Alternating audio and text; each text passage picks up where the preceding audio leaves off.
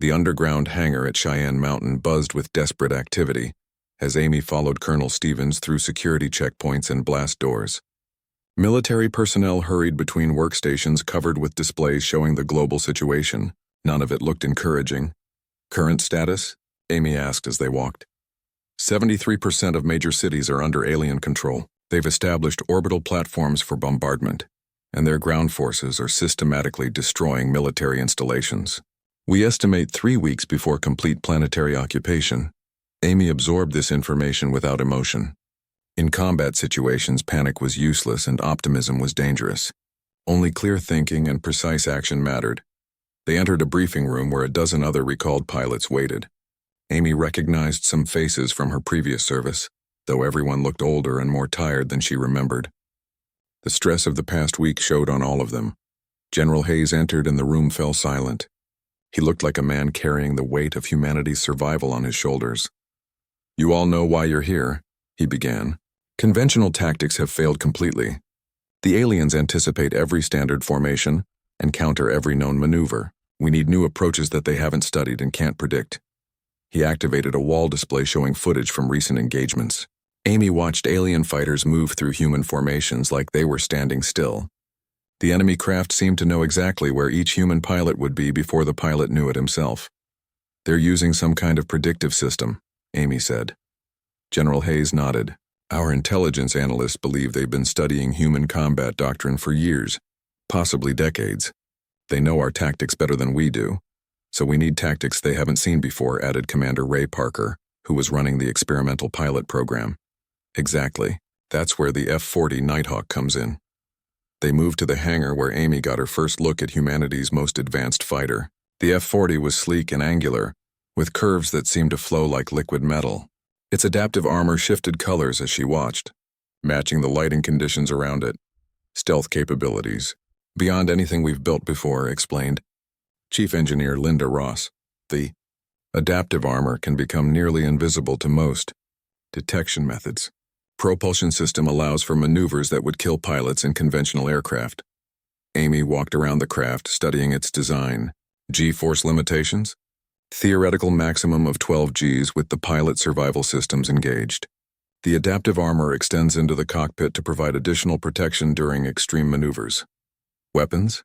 Plasma cannons based on reverse-engineered alien technology. Much more effective than conventional missiles against their defensive systems. Amy climbed into the cockpit and immediately felt the difference. The controls were more responsive than anything she had flown before. The heads-up display showed information in ways that seemed almost intuitive. This was technology designed for pilots who needed to think and react faster than humanly possible. "When do I fly it?" she asked. "Tomorrow morning. We need you to learn the systems and develop new combat techniques as quickly as possible." That evening, Amy studied technical manuals and system specifications until her eyes burned. The F-40 incorporated technologies that pushed the boundaries of physics as humans understood it. Flying it would require relearning everything she thought she knew about aerial combat. Her quarters were small but comfortable, with a view of the mountain valley through a reinforced window. In the distance, she could see the lights of alien patrol craft moving through the darkness like deadly stars. Colonel Stevens found her there around midnight, still reviewing flight data. "Getting some sleep would be advisable," he said. "I've gone longer without sleep during combat operations." "This isn't a combat operation yet. Tomorrow is just testing." Amy looked up from her tablet. "Everything is a combat operation now. Those things out there aren't going to wait for us to figure out how to fight them." Colonel Stevens sat down across from her. "What happened on your last mission? You never filed a complete report?" Amy was quiet for a long moment. "We were testing a new stealth fighter. Experimental technology that was supposed to be invisible to enemy radar. The mission was to penetrate hostile airspace and gather intelligence on enemy positions. What went wrong? The stealth system worked too well. Our own forces couldn't see us either. When we returned to base, air defense systems identified us as enemy aircraft. 2 F-22s were scrambled to intercept." Colonel Stevens waited for her to continue. "I tried to break off and identify ourselves, but the radio systems were compromised by the stealth technology.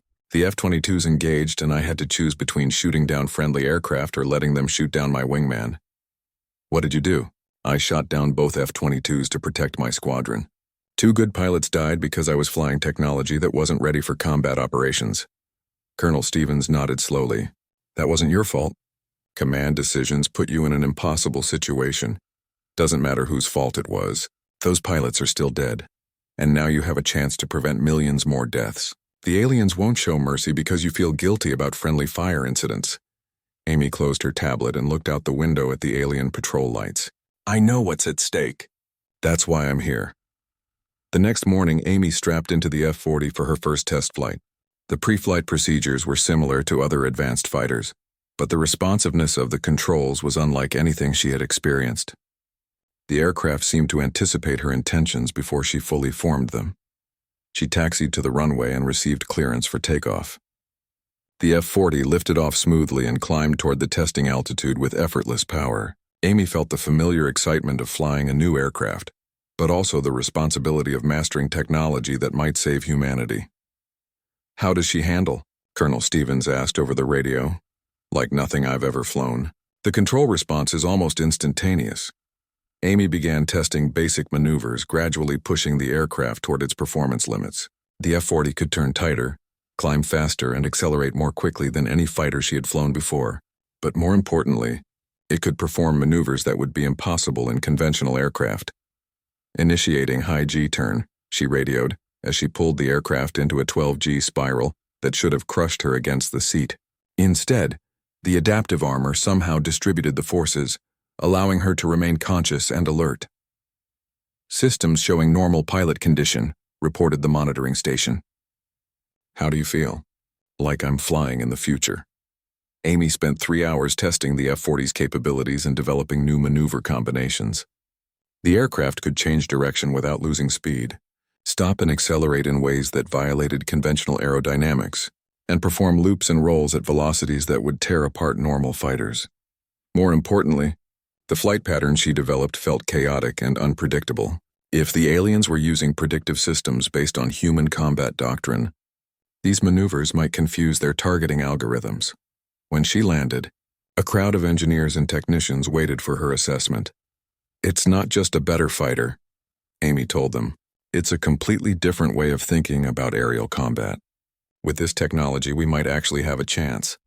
Commander Parker reviewed her flight data with obvious excitement. Your maneuver patterns showed 60% less predictability than conventional fighters. If we can train pilots to fly like this consistently, we might be able to surprise the aliens. How many F-40s do we have? 12 operational with parts for 6 more if we can find the pilots to fly them. Amy thought about that. 18 advanced fighters against thousands of alien craft seemed like impossible odds, but she had faced impossible odds before. I need to see combat footage from the past week. Every engagement where human pilots survived contact with alien fighters.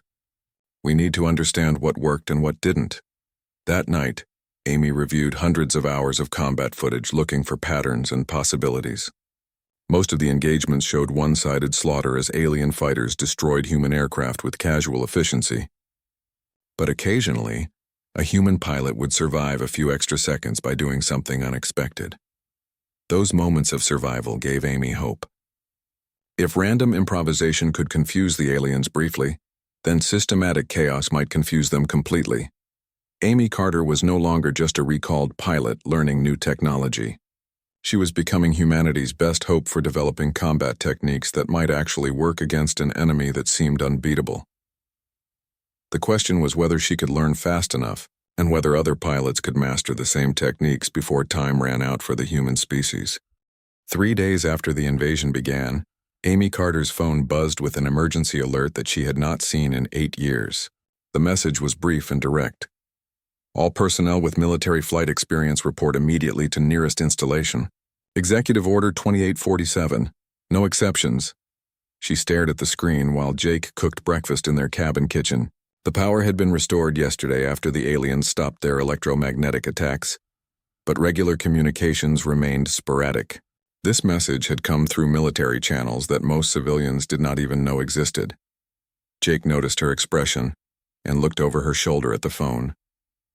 What's that about? Amy felt her carefully constructed life beginning to crumble. It's a recall notice. They want all former military pilots to report for duty. But you flew transport planes, right? What would they need you for? The lie that had protected her for 8 years suddenly felt impossible to maintain. Jake deserved better than that, especially now when everything was falling apart. Amy took a deep breath and looked into his eyes. I need to tell you something about my service record. I wasn't completely honest before. Jake set down his coffee cup and waited. I was a fighter pilot, F-22 Raptors and some experimental aircraft that I can't name. I flew combat missions and participated in classified operations. Jake was quiet for a long moment, processing this information. Why didn't you tell me? Because I wanted to leave that life behind. I saw things and did things that I never want to think about again. Teaching civilian pilots felt like redemption. What kind of things? Amy hesitated. Some memories were too dark to share, even with someone she loved. My last mission went wrong. People died who shouldn't have.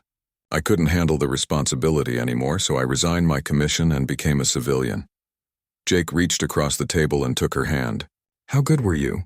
Good enough that they're calling me back when the world is ending. An hour later, a military jeep pulled up outside their cabin.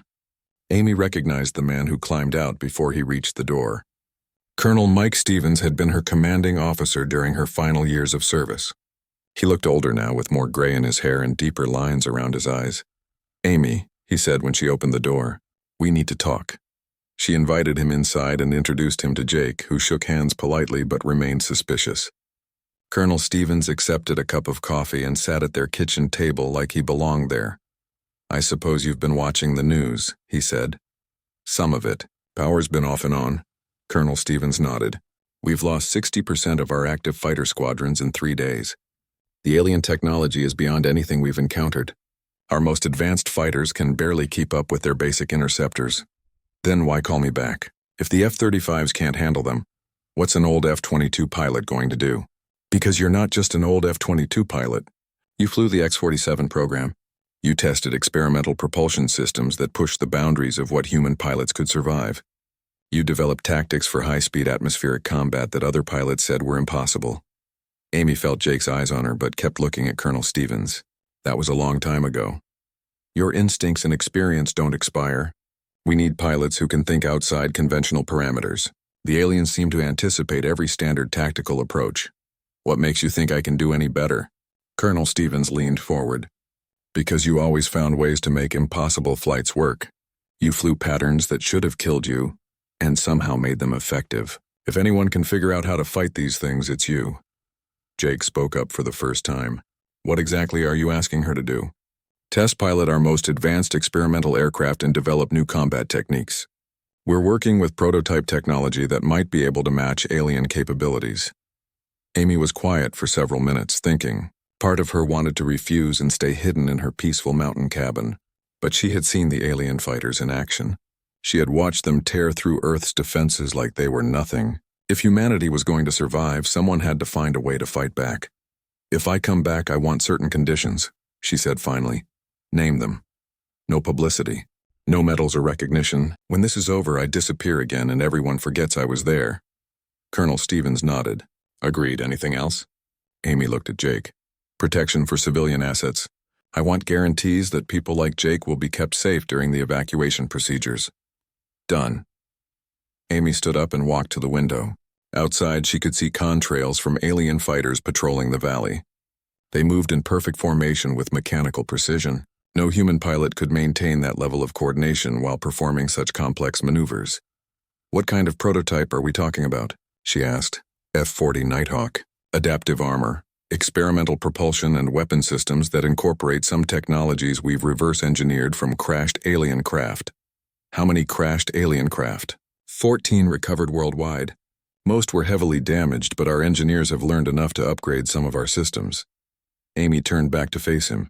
When do we start? Transport arrives in 1 hour. We're establishing a new test facility at Cheyenne Mountain. After Colonel Stevens left, Amy packed a small bag while Jake watched quietly. She could feel his questions, but he seemed to understand that some things could not be discussed. How long will you be gone? He asked. I don't know. Maybe permanently. Jake nodded and pulled her into his arms. I love you. Whatever you did before, whatever you have to do now, that doesn't change. Amy held him tightly, memorizing the feeling of safety and peace that he represented. In an hour, She would return to a world of split-second decisions and life-or-death consequences. This might be the last moment of normal life she would ever experience. I love you too. If things go wrong, head for the evacuation centers. Don't try to be a hero. Only one hero allowed in this relationship. Amy smiled despite everything. That's the rule. The military transport helicopter arrived exactly on schedule.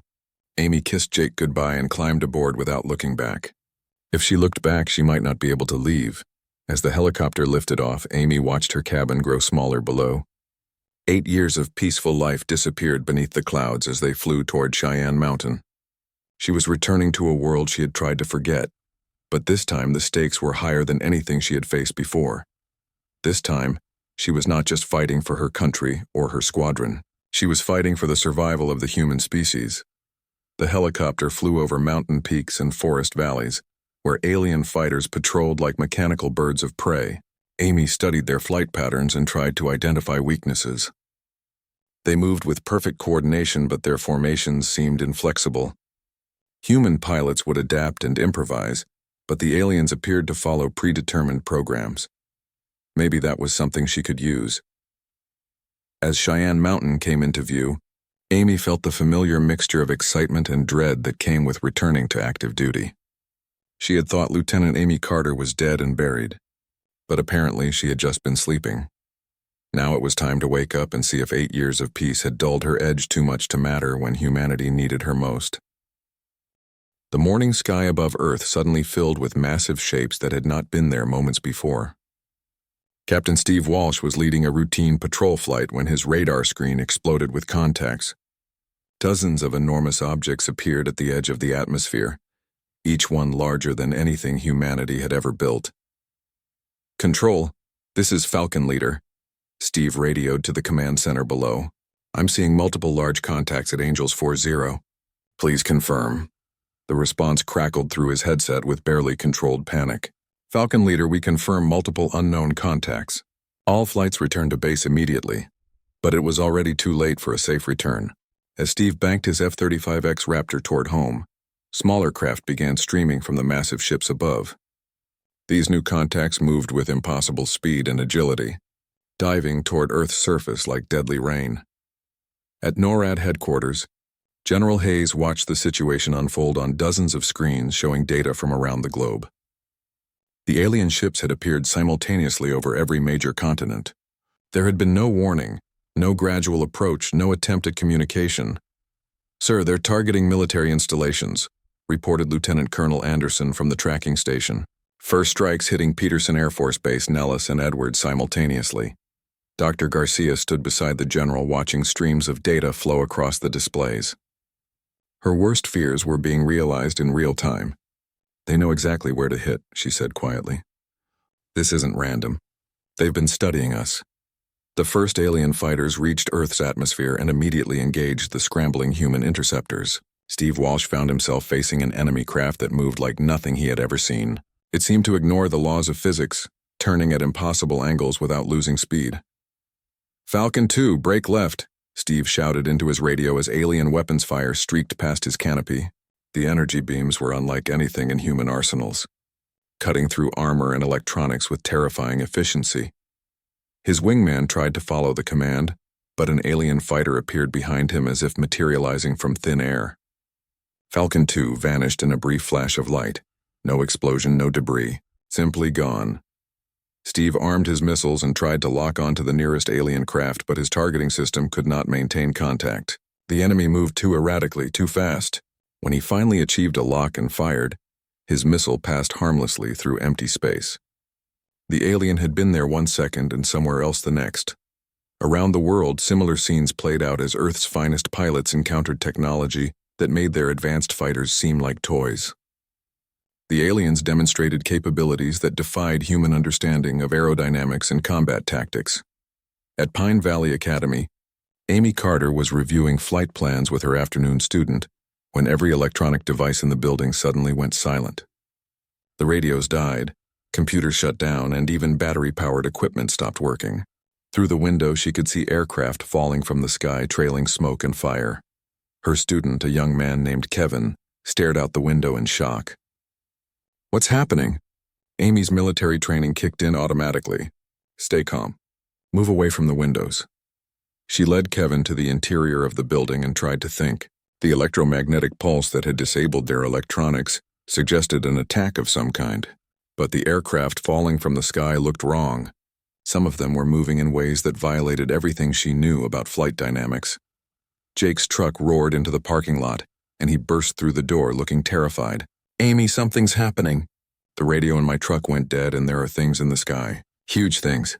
Amy followed him outside and looked up. High above, she could see dark shapes that were definitely not aircraft.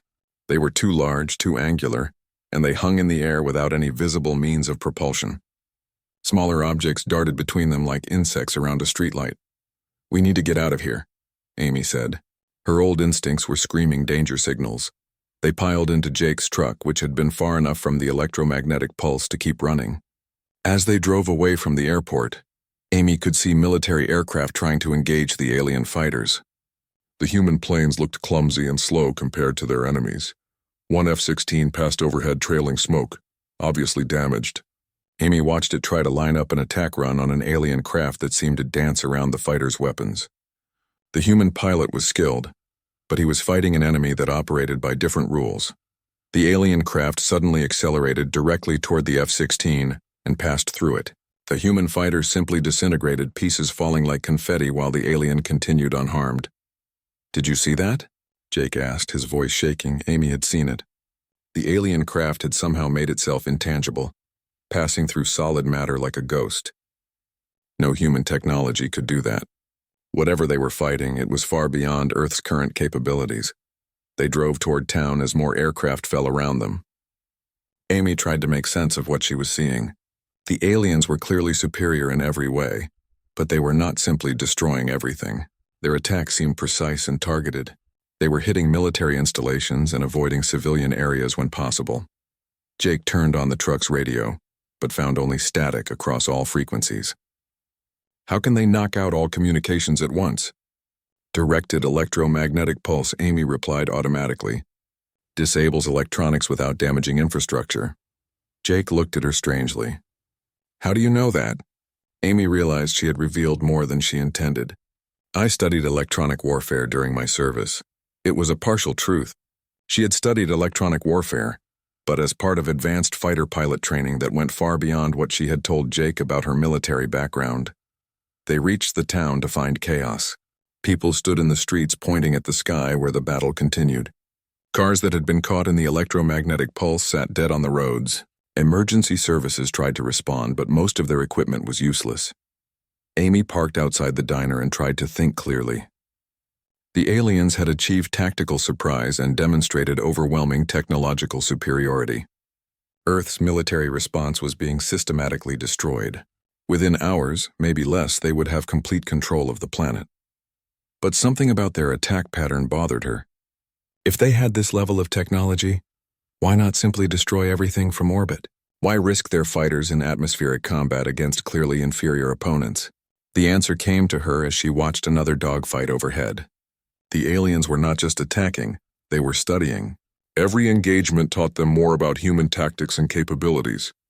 They were learning how humans fought so they could counter every possible resistance strategy. "We need to find somewhere safe," Jake said, watching alien fighters streak across the sky above the town. Amy nodded, but she knew there was no safe place. Not anymore. The aliens had achieved surprise and were demonstrating capabilities that made human resistance seem impossible. In a few hours, they would control Earth completely. But as she watched the one-sided battles raging overhead, Amy felt something stirring inside her that had been dormant for 8 years. It was the part of her that had once flown humanity's most advanced fighters into impossible situations and found ways to survive. The part of her that had never learned to accept defeat. Even when defeat seemed certain, Lieutenant Amy Carter was gone, buried under 8 years of peaceful civilian life. But as alien fighters dominated the skies above her quiet mountain town, something deeper began to awaken. The warrior who had once pushed experimental aircraft beyond their design limits was still there, waiting for the moment when humanity would need her most. That moment was approaching faster than anyone realized.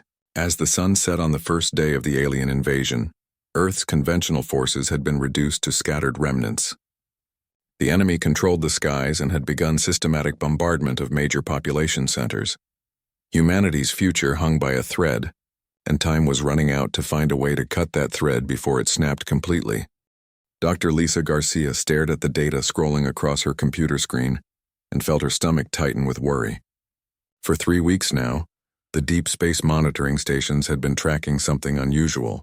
At first, the objects appeared to be asteroids drifting through the outer solar system, but asteroids did not move in perfect formation or change course with such precision. She saved her analysis and walked down the hallway to General Paul Hayes' office at NORAD headquarters. The mountain facility hummed with quiet activity as technicians monitored screens and analyzed data from around the globe. Lisa had worked here for 5 years as a xenobiology specialist, but she had never expected to encounter anything that would require her expertise. General Hayes looked up from his desk as she knocked on the doorframe. He was a career military man with gray hair and tired eyes. The past few weeks had aged him as reports came in from monitoring stations throughout the solar system. "What do you have for me, Doctor?" he asked. Lisa placed a tablet on his desk showing her latest calculations. "Sir, these objects are definitely artificial. The largest one is approximately 2 kilometers long, and they're maintaining a formation that would be impossible for natural objects. They've also made 3 course corrections in the past week." General Hayes studied the data carefully. "How long until they reach Earth?" "At their current speed, approximately 4 months," Lisa replied. "But sir, there's something else. The formation suggests a fleet structure. If these are ships, they're unlike anything we've ever built." The general leaned back in his chair and was quiet for a long moment. "Any attempted communication?" "We've tried every frequency and protocol we know. No response to any of our signals. Recommendations?" Lisa took a deep breath. "We need to prepare for the possibility of first contact, whether peaceful or otherwise." General Hayes nodded grimly. "I'll brief the Joint Chiefs tomorrow. Keep monitoring and let me know immediately if anything changes." 300 miles south, Amy Carter was having a normal morning at Pine Valley Academy.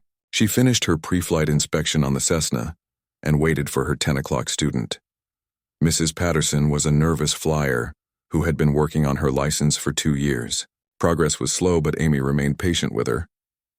"I don't think I'm ready for solo flight," Mrs. Patterson said as they climbed into the plane. "We'll take it one step at a time," Amy replied. "Today we're just practicing straight and level flight. Nothing complicated." They took off into clear skies. Amy noticed more military aircraft than usual crossing overhead, but training exercises were common in this part of Colorado. She focused on helping Mrs. Patterson maintain altitude and heading. After an hour of gentle instruction, they returned to the airport. Jake arrived for lunch as usual, but he seemed distracted.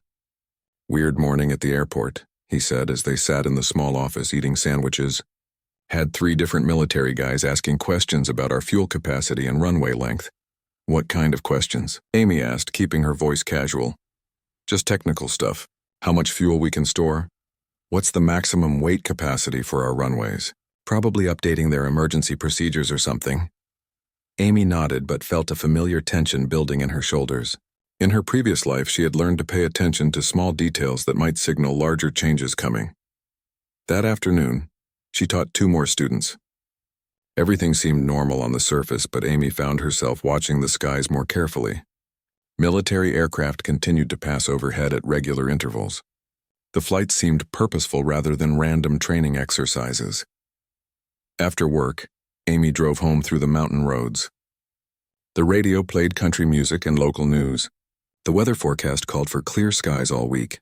There was no mention of unusual military activity or government alerts. Jake was already home cooking dinner when she arrived. They ate and watched television like any normal evening.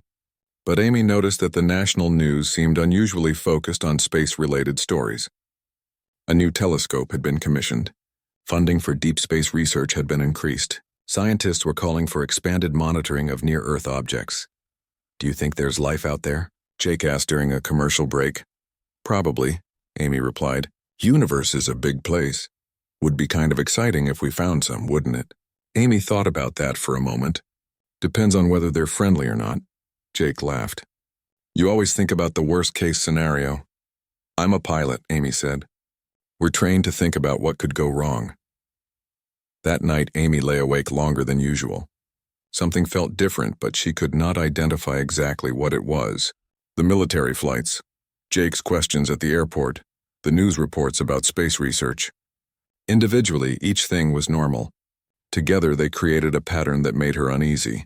She got up quietly and walked to the window. The night sky was clear and full of stars. Amy had spent countless hours flying at night during her military service. She knew the patterns of aircraft lights and satellite movements. Tonight, everything looked normal, but her instincts told her otherwise. Meanwhile, at monitoring stations around the world, technicians tracked the approaching objects with growing concern.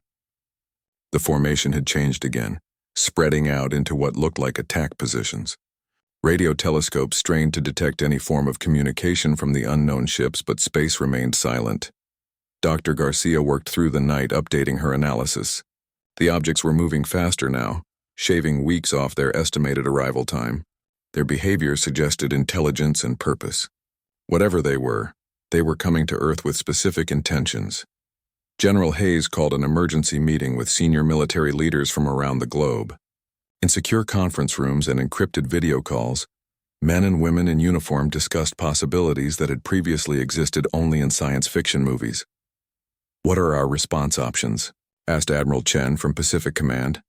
"Limited," General Hayes replied honestly. "We have no weapons designed for space combat. Our best fighters can barely reach the upper atmosphere. Do we have any pilots with experience in experimental aircraft?" asked General Murphy from European Command. General Hayes thought about that question. Many of the pilots with the most advanced training had retired or left the service. Records would need to be reviewed to identify candidates for rapid recall if necessary. "I'll have personnel compile a list," he said. The meeting continued for 3 hours as military leaders tried to prepare for a situation they had never imagined. Plans were made for possible evacuation procedures. Defense contractors were quietly contacted about accelerating certain aircraft development programs.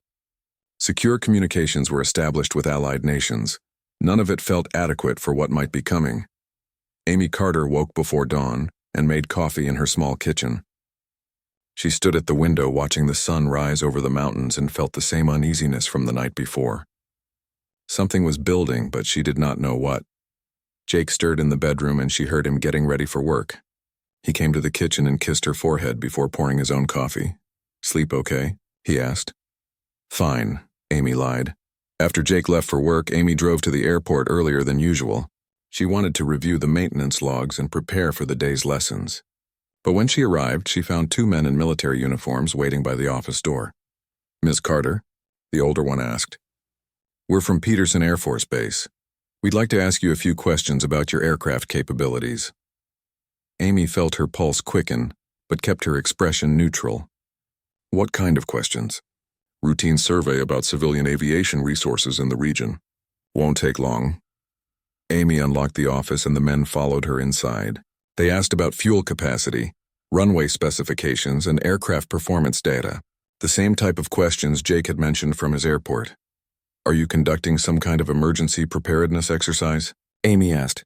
"Just updating our records," the younger officer replied. "Thank you for your time." After they left, Amy sat in the quiet office and tried to make sense of what was happening.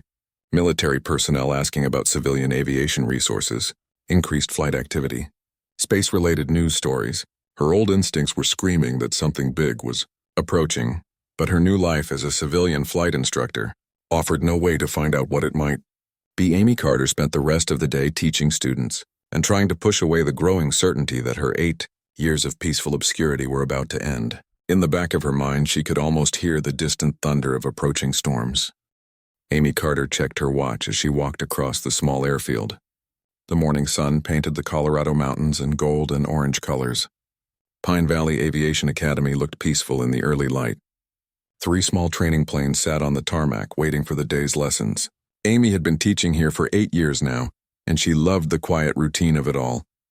She pushed open the door to the flight office and found her first student already waiting. Danny was a college kid who wanted to become a commercial pilot someday. He always arrived 30 minutes early and spent the time reading flight manuals. Amy smiled at his eagerness. She remembered being that excited about flying once. "Good morning, Danny," she said as she grabbed 2 headsets from the wall rack. Ready for some pattern work today? Danny nodded eagerly and followed her outside to the Cessna 172. Amy did her pre-flight inspection with practiced ease. She checked the oil, tested the control surfaces, and examined the tires.